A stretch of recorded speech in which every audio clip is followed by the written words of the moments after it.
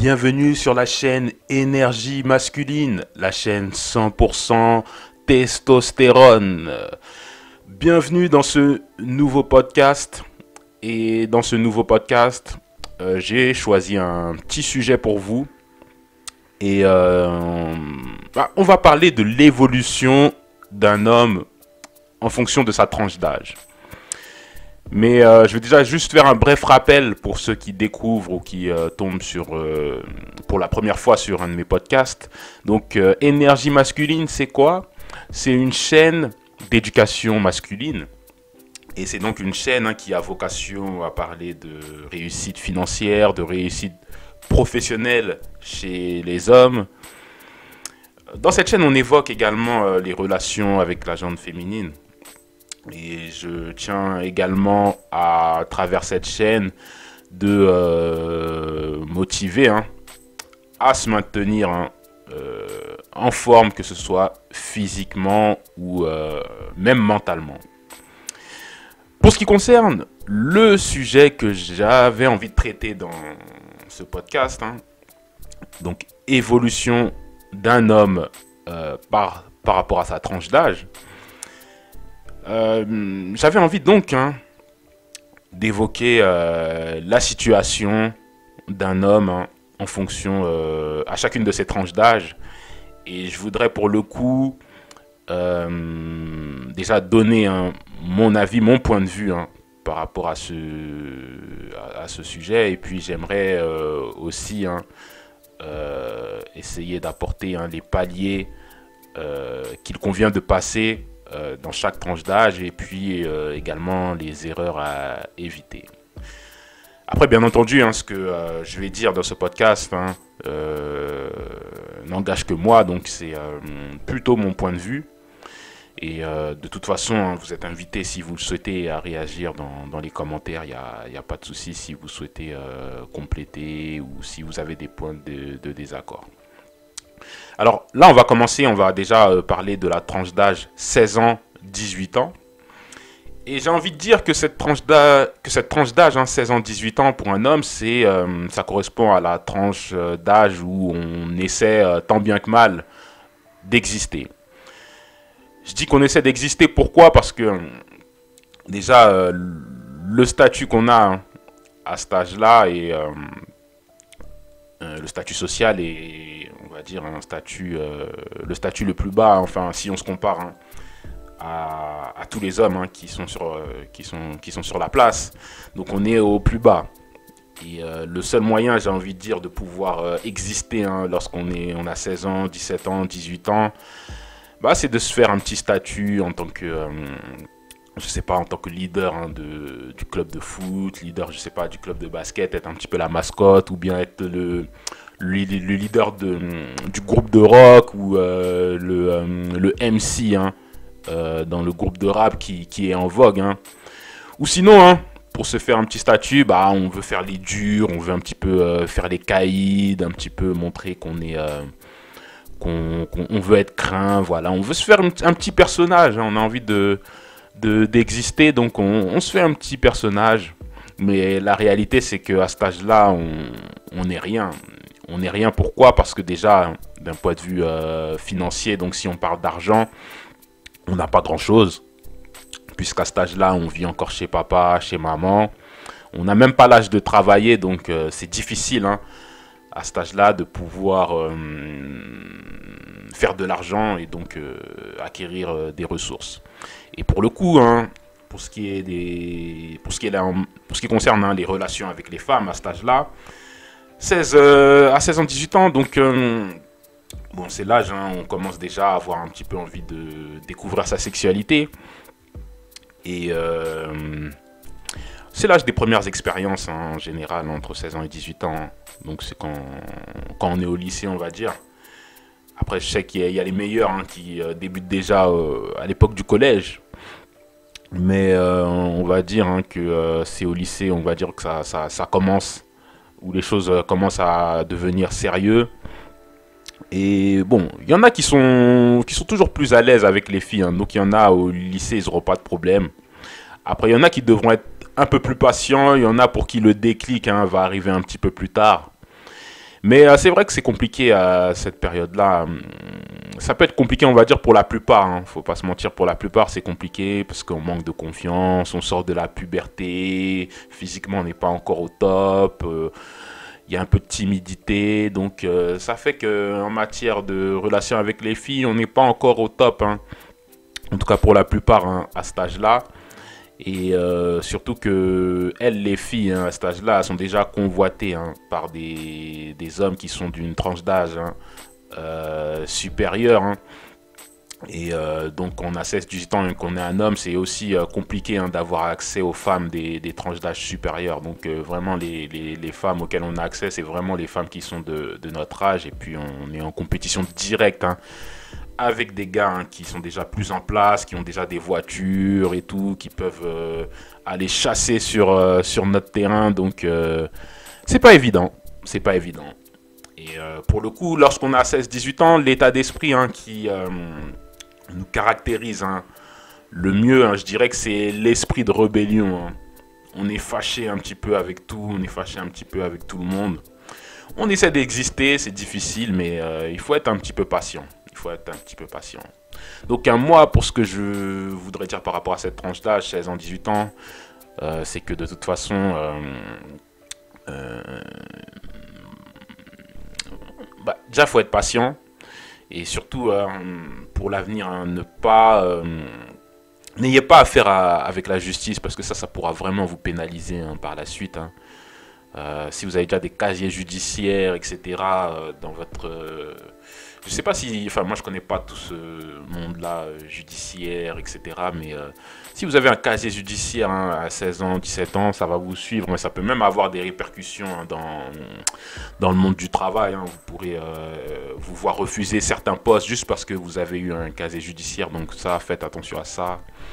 Essayez au moins de décrocher un diplôme minimum, hein. Le bac ou le CAP, BEP, essayez d'avoir des qualifications déjà. On évite hein, de rentrer dans la vie active hein, sans qualification. Également, hein, ne faites pas ces erreurs. Bon, ça arrive pour certains, mais n'enceintez pas des femmes à cet âge-là. Franchement, ça peut être compliqué. Et je dirais aussi intéressez-vous, hein, 16 ans, 17 ans, 18 ans, intéressez-vous à des activités en dehors de l'école. Maintenant, pour ce qui concerne hein, la tranche d'âge qui va de 19 ans à 30 ans, je dirais que c'est l'âge hein, où la vie commence. C'est le commencement de la vie. C'est le commencement de la vie déjà parce que...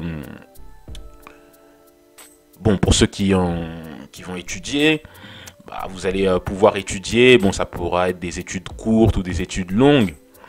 Puis ensuite, vous allez débuter une carrière professionnelle. Donc, vous avez vocation à devenir, si vous êtes, on va dire, un col bleu, peut-être le jeune plombier, le jeune électricien qui va débuter. Si vous êtes plutôt col blanc, ça va être plutôt le jeune cadre hein, qui rentre dans la boîte ou le jeune ingénieur qui est recruté là dans le cabinet d'études. Et à 19-30 ans, on est le jeune homme en devenir, mais il nous manque l'expérience. Donc, on débute la vie active, on obéit aux ordres, donc on ne peut pas tellement s'exprimer, mais au moins on débute. Pour ce qui concerne l'argent, eh bien, à cet âge-là, on va commencer entre 19 et 30 ans à gagner ses premiers sous, on va avoir ses premiers salaires à travers des jobs d'été, hein, peut-être, ou sinon directement pour ceux qui vont démarrer la vie active un peu rapidement, vous allez rapidement avoir votre premier emploi. Alors parfois, vous aurez besoin de quitter de chez papa ou de chez maman pour poursuivre des études, ou pour être amené à travailler dans une ville hein, qui se trouve loin de la ville dans laquelle, on va dire, vous avez passé votre enfance ou votre adolescence. Donc vous serez peut-être amené à prendre un premier logement, un petit studio, un petit T2 pour débuter votre vie active. Hein. Et du coup, à cet âge-là aussi, on ne sait pas forcément trop comment dépenser l'argent. On peut avoir donc tendance à un petit peu faire n'importe quoi. Après, en matière de relations avec les femmes, on va dire que 19-30 ans, c'est là où on a sa première petite amie, sa première, on va dire, sa première expérience sentimentale sérieuse. On a ses premières déceptions, échecs, ses premiers chagrins d'amour. Mais bref, faut passer rapidement à côté de ça. Faut passer rapidement à côté de ça. Bon, pour certains, faut connaître, faut passer par là. Et puis après, les échecs peuvent amener à comprendre, en tout cas un petit peu mieux, la nature féminine. Mais sinon, en termes d'état d'esprit, quand on est dans cette tranche d'âge là de 19 à 30 ans, c'est important de trouver un but dans sa vie.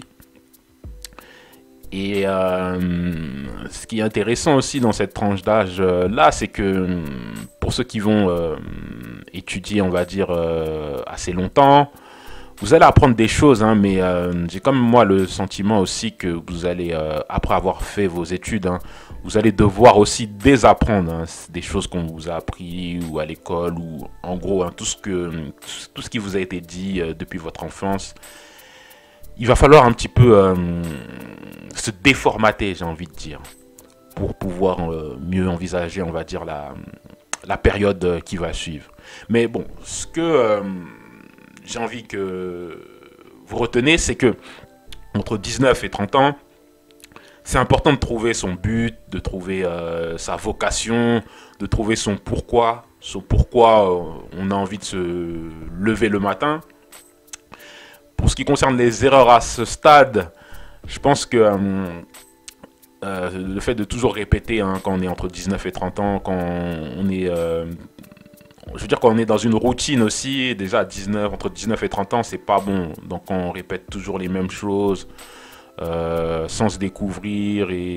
Non, franchement, entre 19 et 30 ans, même si vous venez d'avoir votre premier emploi, c'est bien de changer. Vous restez 1 an, 2 ans, vous changez. C'est important de pas déjà tomber dans une routine. C'est bien de changer, de découvrir différentes expériences, que ce soit professionnelles, personnelles. C'est intéressant de voir un petit peu différents angles, de voir différentes choses. Et dans cette tranche d'âge-là, c'est l'âge donc à laquelle on va dire, c'est la période pendant laquelle on commence à gagner ses premiers sous, et donc on peut avoir tendance un petit peu à faire n'importe quoi avec son argent. Donc moi je recommande, quand on est dans cette tranche d'âge là, à ne pas tomber dans de l'endettement, mais pour des choses vraiment stupides et inutiles. Mais dans tous les cas, sinon c'est quand même l'âge pour lequel le fait de prendre des gros risques, ça on va dire, ça ne coûte pas entre guillemets grand chose, parce qu'on peut se rattraper, on a toujours encore la possibilité de se rattraper. Donc si on peut prendre des risques quand même, c'est la bonne période. Et je pense aussi que se caser pendant cette période et avec une femme, c'est pas la meilleure période, surtout si on choisit une femme qui est dans la même tranche d'âge, qui a le même âge que nous, parce qu'on déjà on va pas vieillir à la même vitesse, et puis les ambitions de la femme à cet âge-là seront peut-être pas en adéquation avec ce que vous pourrez lui offrir. Donc c'est mieux d'enchaîner les conquêtes pendant cette période, d'avoir un maximum d'expérience avec les femmes. Je pense que c'est mieux les relations court terme dans cette période, pour pouvoir vraiment savoir ce qui vous plaît. Et aussi, c'est bien de protéger son physique, dans le sens où, pour la période qui va suivre, si vous êtes bien, vous n'êtes pas obèse, vous êtes bien en forme, vous allez voir que la vie va vous sourire, en tout cas. Donc là, je vais aborder la période 31 ans, 45 ans. D'ailleurs, c'est la période dans laquelle je me trouve, moi, au moment où je fais cette vidéo. Et j'ai envie de dire que cette période, c'est vraiment quitte ou double. Quitte ou double parce que déjà, en termes de statut, c'est le moment de... Si vous êtes dans la vie active, si vous êtes dans une entreprise, si vous êtes salarié, Professionnellement parlant, c'est le moment de prendre ou d'aller en tout cas chercher les opportunités qui vont se présenter à vous. Donc c'est le moment où vous allez essayer de rentrer, ou en tout cas de gravir les échelons, j'ai envie de dire, pour vraiment ceux qui ont pour ambition d'avoir une carrière professionnelle. Donc c'est là où on passe chef d'équipe, on devient responsable, manager, directeur. Donc c'est la période, hein. C'est la période où même d'ailleurs on a la maturité pour pouvoir, hein, obtenir ce type de poste. Sinon, il y a la voie de l'entrepreneuriat, la gestion, être gérant d'une entreprise ou se mettre à son compte. Je pense que c'est la période où on est plus mature pour pouvoir, hein, entreprendre. En matière d'argent, bien entendu, hein, comme c'est la période pendant laquelle, hein, on est à même, hein, de pouvoir, prétendre au poste de haute responsabilité. Donc c'est la période forcément où en termes de rémunération on pourra prétendre, hein, à son maximum. Et c'est donc la période aussi pendant laquelle, hein, on va avoir son pic, hein, de ressources, on va vraiment gagner pas mal d'argent. Enfin, de l'argent qu'on n'aura même pas pu envisager, hein, lorsqu'on était dans la période précédente, 19-30 ans. Et donc c'est une période où il faut être astucieux avec l'argent. C'est vraiment entre 31 et 45 ans, c'est là où il faut commencer à investir, où il faut commencer où il faut épargner, hein. C'est fini je vis au jour le jour lorsqu'on est entre 31 et 45 ans. Il faut vraiment prendre soin de ses finances. Pour ce qui concerne les relations avec les femmes, hein, pendant cette période-là, je dirais que c'est pour ceux qui envisagent, hein, les relations à long terme, après mariage ou pas mariage, ça c'est votre problème, hein. Mais c'est, on va dire, la période la plus propice, hein, pour envisager une relation à long terme parce que déjà vous avez plus de maturité, financièrement aussi vous êtes plus solide. Et pour le coup, on peut envisager, on va dire, une relation stable et qui va déboucher donc sur une vie de famille. Pour ce qui est de l'état d'esprit, donc entre 31 et 45 ans, on doit vraiment être à la recherche de l'excellence. Et c'est vrai on commence à être un peu plus pointilleux, plus minutieux dans ce qu'on fait. On est un peu plus exigeant et puis c'est vrai qu'on a la capacité, hein, vraiment à s'affirmer. Pour ce qui est donc, hein, des paliers à franchir lorsqu'on est dans cette tranche d'âge-là, je dirais que c'est important de se donner à fond pour vraiment atteindre le maximum de ce potentiel parce que c'est normalement on dit souvent que c'est le pic pour un homme, hein, que ce soit en termes de sa valeur sur le marché sexuel. Là, il y a une expression en anglais là, SMV, qui veut dire Sexual Market Value, donc sa valeur auprès des femmes. Elle atteint son pic en général à 35 ans, mais c'est aussi, hein, sur le marché du travail, hein, la période 35 ans, c'est là où on atteint son pic, hein, sur le marché du travail, je pense 35-40 ans, où on peut prétendre à des postes de haute responsabilité, ou dans la boîte où on travaille, on est à même, hein, à prendre plus de place, plus d'ampleur, plus d'importance.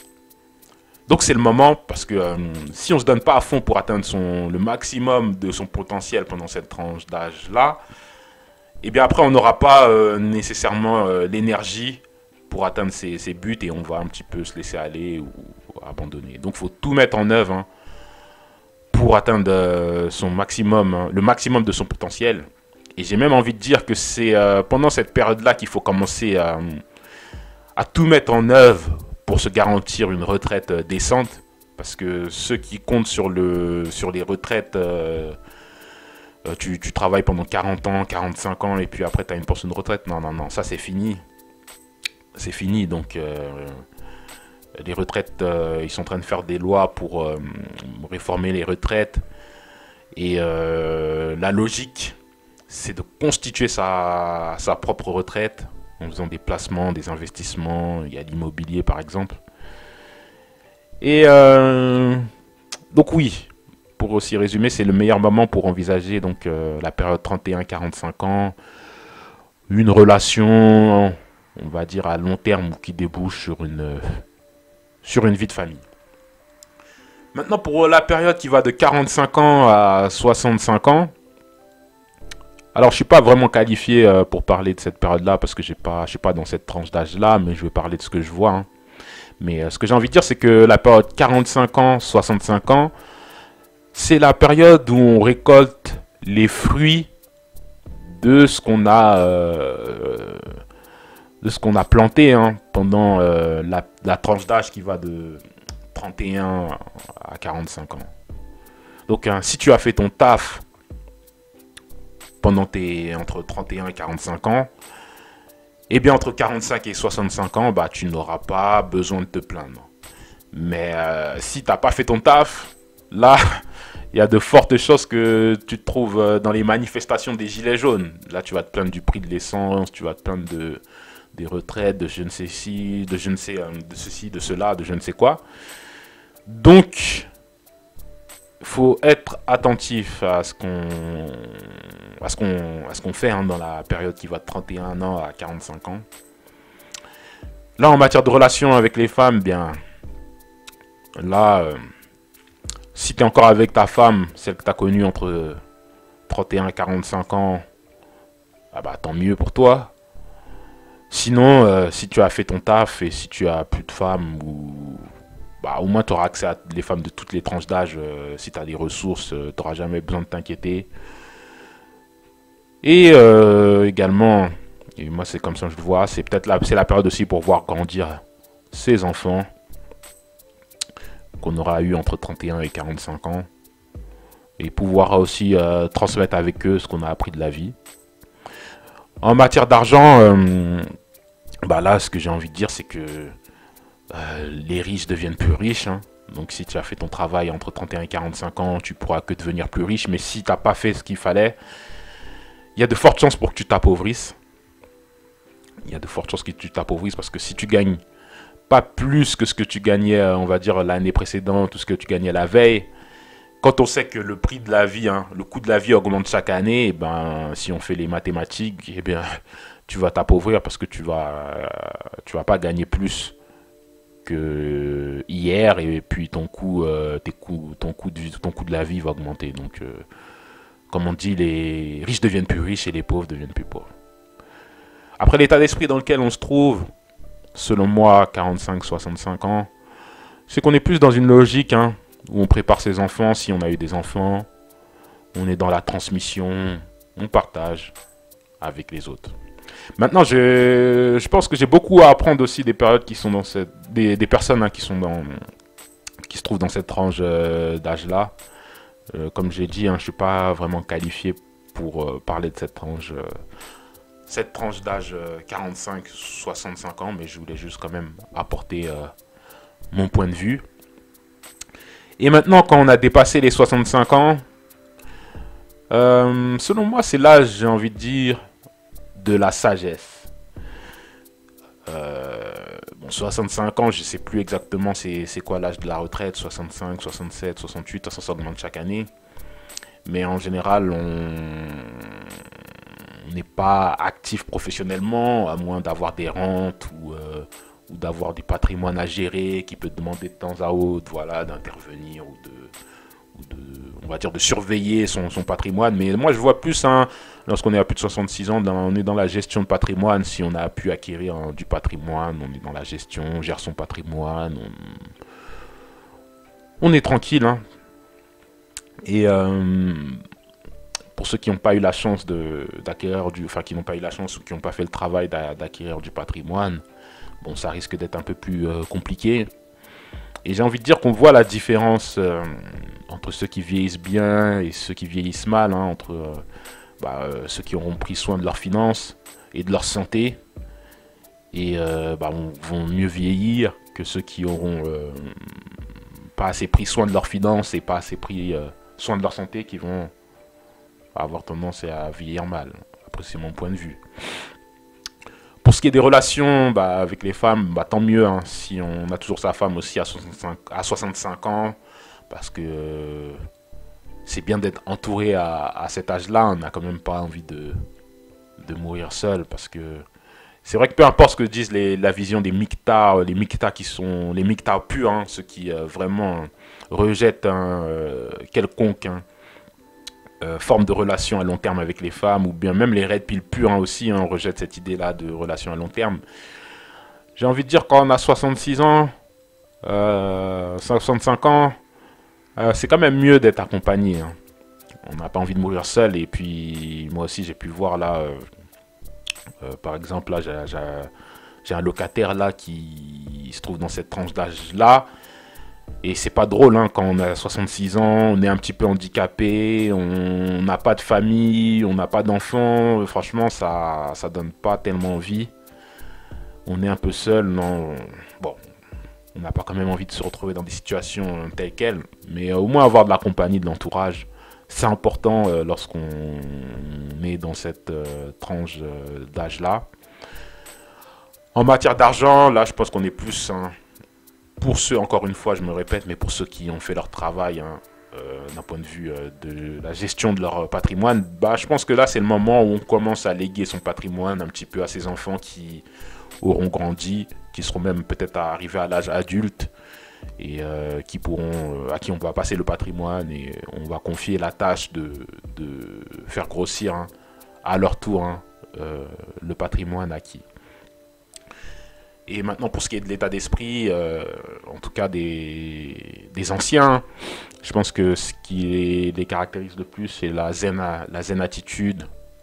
À cet âge-là, on est relax, on prend vraiment les choses telles qu'elles sont. Puisqu'on a déjà tout vu dans la vie, je pense que rien